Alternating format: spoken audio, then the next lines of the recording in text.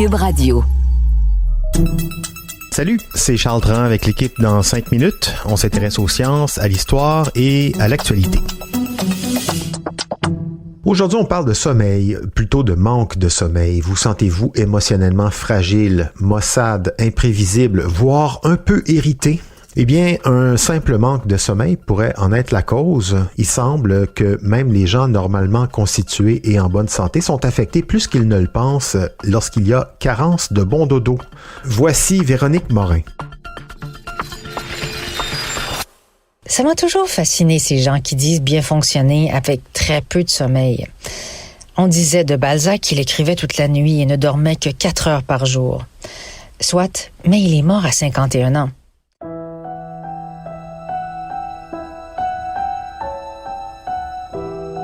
Sauf pour des exceptions très rares, la science nous apprend que non seulement le petit dormeur hypercréatif est un mythe, mais qu'en plus, la longévité et la qualité de vie et de santé de celui qui dort peu sont grandement affectées par ce manque de sommeil.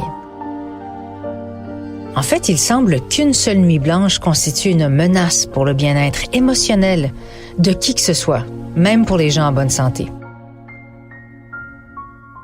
C'est la chercheuse Etty Ben-Simon de l'Université de Californie à Berkeley qui postule ce constat fondé sur de nombreuses recherches, dont les siennes, dans la revue Scientific American. Elle a commencé à s'intéresser au sommeil pendant ses études, période féconde en nuit blanche pour plusieurs.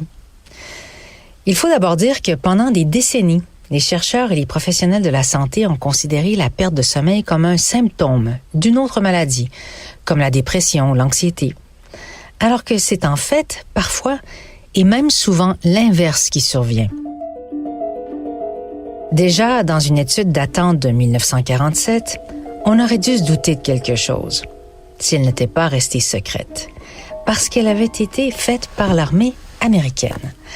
Alors, des volontaires, des soldats, à l'époque, avaient été soumis à des tests de privation de sommeil.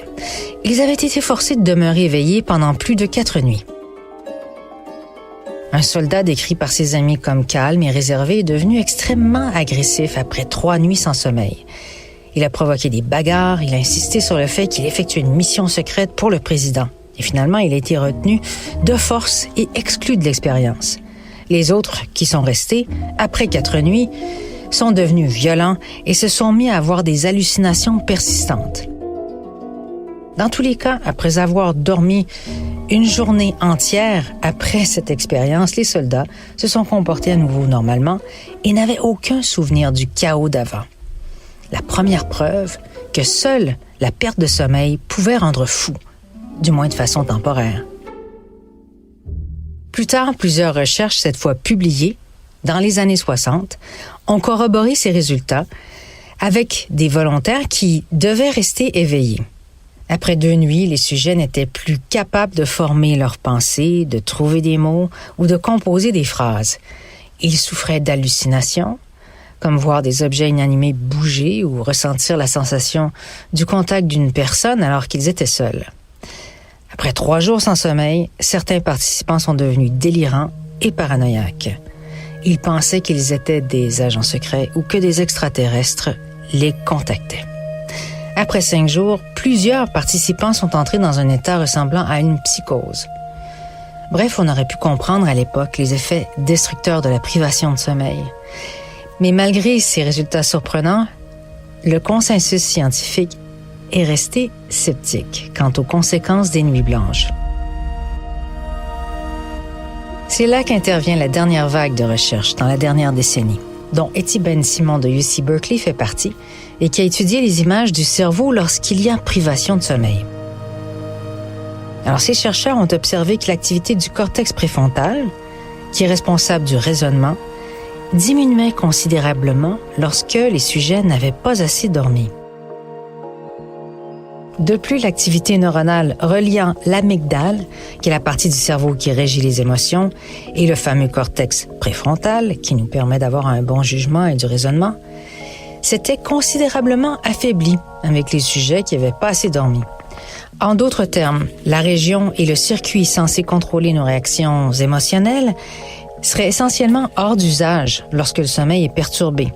Après une seule nuit blanche, ou même lorsque le sommeil est réduit à 4 heures par nuit pendant 5 nuits.